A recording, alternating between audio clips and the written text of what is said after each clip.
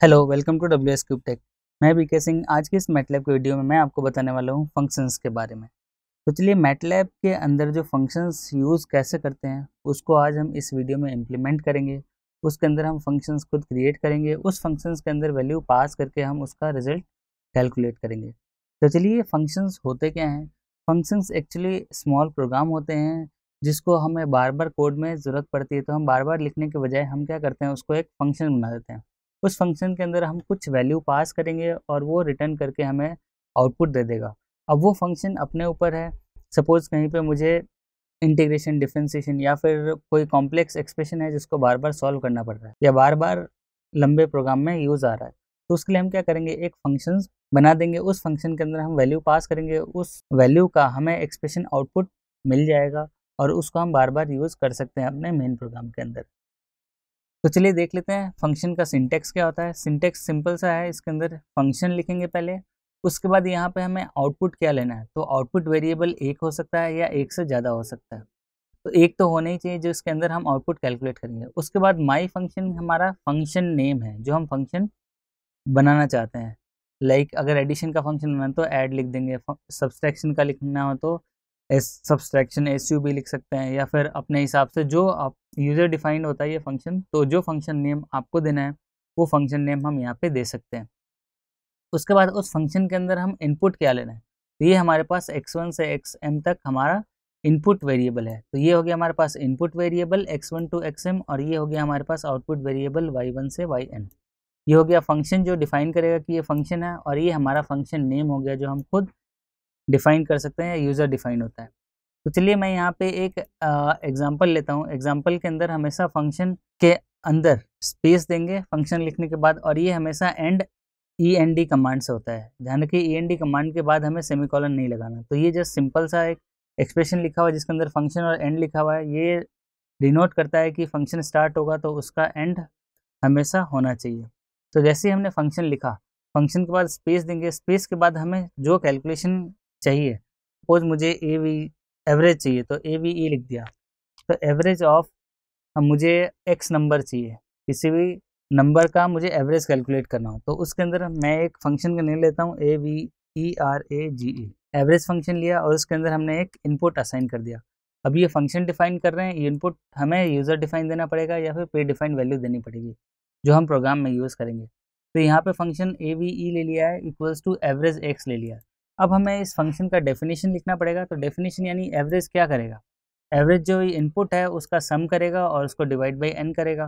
तो उसके लिए हम क्या करेंगे, AVE इक्वल्स टू कैलकुलेट करके हमें क्या देना चाहिए, एवरेज। एवरेज के लिए हमें सबसे पहले सम लेना पड़ेगा, तो सम ले लिया। सम किसका लेंगे, x का। तो x हो सकता है वेक्टर हो या मैट्रिक्स हो, तो उसके अंदर हम ले लेते हैं कि अगर हमारे पास वेक्टर हो तो सारे कॉलम का सम हो जाए और डिवाइडेड बाई लेंथ। तो लेंथ के लिए हम लेते हैं num और l, या NUMEL, ये कमांड होता है लेंथ फाइंड आउट करने का, या फिर डायरेक्टली लेंथ कमांड भी यूज़ कर सकते हैं। तो हम दोनों कमांड यूज़ करेंगे। यहाँ पे पहले एक यूज़ कर लेते हैं। तो यहाँ पे देखिए एवरेज के अंदर हमने क्या किया, एवरेज के अंदर पहले सम किया जो x के अंदर वैल्यूज़ आ रही है, उसके बाद हमने उसका डिवाइड बाई लेंथ किया। तो इस हिसाब से हमने ये प्रोग्राम कर दिया। अब हमें क्या करना है, इसके अंदर यहाँ पे देखिए ये फंक्शन क्रिएट हो गया। अब फंक्शन क्रिएट करने के लिए हमें सबसे पहले इसको सेव करना पड़ेगा। अब ध्यान रखिए कि फंक्शन जब सेव करते हैं तो फंक्शन का नाम आएगा, ये जैसे एवरेज है तो हमें उसी नाम से फाइल नेम सेव करना पड़ेगा। अगर मैंने किसी और नाम से फाइल सेव कर दिया तो वो फंक्शन लेगा नहीं और ये एरर दे देगा। तो चलिए कंट्रोल एस दबाते हैं। कंट्रोल एस देते ही अब ऑटोमेटिकली ये एवरेज के नाम से आ गया, हमें कुछ इसमें चेंजेस नहीं करना है, क्योंकि यहाँ पे देखिए हमने एक फंक्शन बनाया, ये फंक्शन .m फाइल से सेव हो गया, यानी कि ये भी एक मैटलैब फाइल ही होगी, लेकिन वो हमारा काम क्या करेगा, फंक्शन का। क्यों, क्योंकि इसको हमने टाइप डिफाइन किया हुआ है फंक्शन। तो ये एक फंक्शन है जो एवरेज है, तो इसको जब हम सेव करेंगे तो average.m से ही सेव होगा, और सेव करने के बाद हम जहाँ पे कोडिंग कर रहे हैं उसी फाइल या उसी फोल्डर में सेव होना चाहिए। तो उसी फोल्डर में सेव करने के लिए चलिए ये ऑटोमेटिकली वहीं पे काम करें, तो हमने यहाँ पे सेव कर दिया। मैंने एक पहले बना रखा था, तो क्या ये बोल रहा है कि average.m already exist, do you want to replace it, तो हमें येस करना है, येस कर दिया। आप पहली बार बनाएंगे तो वहाँ पे एवरेज कमांड या एवरेज फंक्शन शो नहीं होगा, तो चलिए ये हमने ले लिया।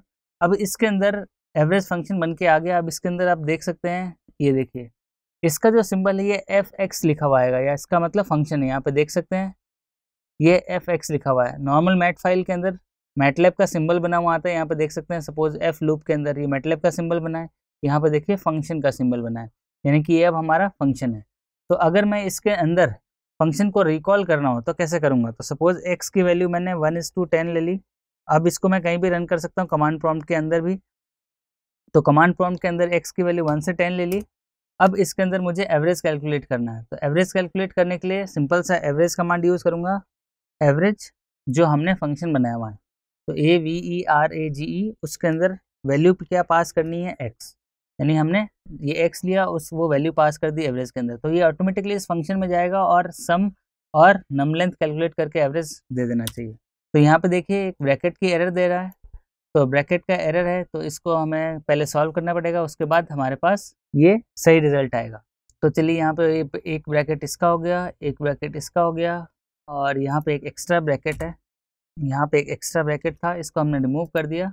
अब हमारा ये फंक्शन सही है। अब इसको हम एक बार सेव कर देते हैं। सेव करने के बाद अब इसको वापस से रन करते हैं एवरेज। तो ये देखिए दे रहा है 5.5, यानी कि जो भी वैल्यू एक्स के अंदर 1 से 10 तक थी सबको पहले सम किया, फिर उसका एवरेज किया। अब एवरेज करने के लिए सम divided by number of length होना चाहिए। तो नंबर ऑफ लेंथ हम NUMEL 2 कमांड से ले सकते हैं। देखिए सपोज मैं यहाँ पे NUMEL ले लेता हूँ, तो यहाँ पे x से 1 तक, x 1 से 10 तक है, तो यहाँ लेंथ कितनी आनी चाहिए? 10th। तो देखते हैं NUMEL कमांड से कि कितनी लेंथ आ रही है। जैसे ही x एंटर किया, यहाँ पे देखिए वैल्यू आ गई 10, यानी इसके अंदर 10 वैल्यूज है। वैसे ही x के अंदर हमें लेंथ कमांड यूज़ करना, तो लेंथ भी यूज़ कर सकते हैं, सपोज LENGTH। तो लेंथ कमांड से भी हम वैल्यूज़ की लेंथ को कैलकुलेट कर सकते हैं। तो जैसे ही लेंथ x एंटर किया तो हमारे पास 10 वैल्यू आ गई। तो इस तरह से हम सम और एवरेज का फंक्शन बना सकते हैं। अब सिमिलरली मैंने सिर्फ अभी एवरेज लिया है, एक और फंक्शन लेते हैं जिसके अंदर हमारे पास आउटपुट मल्टीपल आउटपुट हो। अभी तो सिर्फ एक आउटपुट आ रहा है, एक आउटपुट के अंदर हमने एक ही इनपुट पास किया, उस इनपुट का एवरेज कैलकुलेट करके हमारे पास AVE में आ जा रहा है। अब सिमिलरली मुझे चाहिए कि यहाँ पे मल्टीपल फंक्शंस हो, जैसे कि यहाँ पे सिंटेक्स के अंदर देख सकते हैं, सिंटेक्स के अंदर मल्टीपल आउटपुट है और मल्टीपल इनपुट है। तो मल्टीपल आउटपुट भी दे सकते हैं, मल्टीपल इनपुट भी दे सकते हैं। तो इस फंक्शन को क्रिएट करने के लिए चलिए मैं यहाँ पे एक और फाइल ओपन कर लेता हूँ। यहाँ पे क्लिक किया, इसके अंदर देखिए मैंने एक फंक्शन बना रखा है जिसके अंदर सिर्फ फंक्शन की लाइन लिखी हुई है, फंक्शन के अंदर S और AV दिया हुआ है। यानी कि अब हम फंक्शन कैलकुलेट करना चाहते हैं कि अगर हम x वैल्यू इनपुट दें तो उसका सम और एवरेज दोनों हमारे पास आ जाए। तो सम और एवरेज के लिए यहाँ पे देखिए S लिया है और AV लिया हुआ है, S फॉर सम और AV फॉर एवरेज, और उसके अंदर हमने एक फंक्शन बनाया है सम AV। तो चलिए इसको भी जब हम सेव करेंगे तो सम AV.m से सेव करेंगे। तो चलिए इसको आगे देख लेते हैं, फंक्शन का डेफिनेशन दे देते हैं। फंक्शन के डेफिनेशन के अंदर हम सबसे पहले एक n कैलकुलेट कर लेते हैं जो इसकी लेंथ बताएगा। तो n इक्वल्स टू लेंथ, किसकी लेंथ लेनी है? जो हम इनपुट ले रहे हैं वेरिएबल, यानी कि x ले रहे हैं तो उसकी हमें लेंथ कैलकुलेट करनी है। तो हमने लेंथ ले लिया, उसके बाद सम के लिए s ले लिया हमने, जो हमारा आउटपुट आएगा, तो उसके लिए कमांड ले लेंगे सम, और जो वैल्यूज़ हमने पास की है उस सबका सम चाहिए। और एवरेज के लिए AV ले लिया हमने, और AV equals to sum upon average होता है, तो सम हमारे पास AV equals to sum upon length हो जाएगा। तो एवरेज इक्वल्स टू सम आ गया मेरे पास, डिवाइड बाई n कर देंगे। तो इस तरह से लेंथ कमांड का यूज़ करके हम एवरेज कैलकुलेट कर रहे हैं। तो इसके अंदर हमारे पास दो आउटपुट आएगा, S और AV, जो हमें फंक्शन के बाद आउटपुट आना चाहिए। तो इसको अब हम एंड कर देते हैं क्योंकि हमारा फंक्शन कंप्लीट हो गया। तो एंड करते ही ये देखिए फंक्शन के ऊपर आ गया। अब जैसे ही हम यहाँ देखिए स्टार, स्टार का मतलब अभी अनसेव्ड है, तो इसको जैसे ही मैं सेव करूँगा तो कंट्रोल+S प्रेस करूँगा, कंट्रोल+S प्रेस करते ही देखिए सम AV.m फाइल ऑटोमेटिकली सेव के लिए ऑप्शन पूछ रहा है, तो इसको हमें सेव कर देना है। तो जैसे ही सेव किया ये फाइल सेव हो गई। अब यहाँ पे कमांड प्रॉम्प्ट के अंदर एक बार क्लियर ऑल कर देता हूँ और क्लोज ऑल कर देता हूँ और CLC कर देता हूँ। इससे क्या हुआ कि स्क्रीन क्लियर हो गई, सारे कमांड क्लोज हो गए, सारे फाइल्स ओपन थी वो क्लोज हो गई। अब इसके अंदर हमें इस फंक्शन को लेना है x की वैल्यू लेके कि उसका सम और एवरेज दोनों बताए। तो x इक्वल्स टू अगर मैं लेता हूँ सिर्फ 5 वैल्यू लेता हूँ, या फिर ऐसी वैल्यू लेता हूँ जो हम इजीली कैलकुलेट कर लें, तो ले लेते हैं 10 20, 30 और 40। तो सम हमें पता है कि अगर मैं सम करूँगा तो 10 + 20 30, 30 + 30 60 + 40 100, 100 आ जाना चाहिए और इसका एवरेज 1 2 3 4 यानी 100/4 25 आना चाहिए। तो चलिए हम इसको रिकॉल करते हैं कमांड विंडो के ऊपर। तो फंक्शन नेम है हमारे पास सम एबी, यहाँ देखिए तो मैं लिखूँगा सम एबी। इसके अंदर हमें वैल्यू क्या पास करनी है, x। तो x मैंने पास किया और इसको जस्ट एंटर किया, तो हमारे पास आंसर आ गया 100, यानी सम की वैल्यू आ गई। अब मुझे ए वी लेना हो तो मैं यहाँ से ए वी एंटर करूँगा। अब इसके अंदर हमने सम ए वी दिया तो हमारे पास हमेशा सम देगा, यानी पहली वैल्यू। लेकिन अगर मुझे पता है कि इसके अंदर 2 वैल्यू आउटपुट आ रहा है, तो उस 2 वैल्यू को आउटपुट लेने के लिए हमें पहले इनपुट के अंदर कुछ चेंजेस करने पड़ेंगे। तो एक बार क्लियर स्क्रीन कर देता हूँ। अब इनपुट के अंदर हमें क्या लेना है वो हमें डिफाइन करना पड़ेगा। तो इनपुट हमने ऑलरेडी x ले रखा है, तो यहाँ पे देखिए x ले लिया हमने। अब आउटपुट के अंदर हमारे पास 2 वैल्यू है सम और ए वी, तो मैं यहाँ पे लिख देता हूँ S1 और AV1 जो कैलकुलेट होके आएगा। जस्ट सिंबल नेम है, आप अपने अकॉर्डिंग कोई भी नाम दे सकते हैं जिसके अंदर ये आउटपुट आएगा। उसके बाद हमें सम एवी फंक्शन नेम लेना है, तो सम एवी ले लिया और उसके अंदर वेरिएबल दे दिया हमने x। तो जैसे ही x दिया हमारे पास 2 आउटपुट होके आ जाना चाहिए, पहला सम और दूसरा एवरेज। तो जैसे ही अब हम एंटर करेंगे तो यहाँ पे देखिए S1 100 आ गया जो सम होके आया, और AV यानी एवरेज होके आ गया।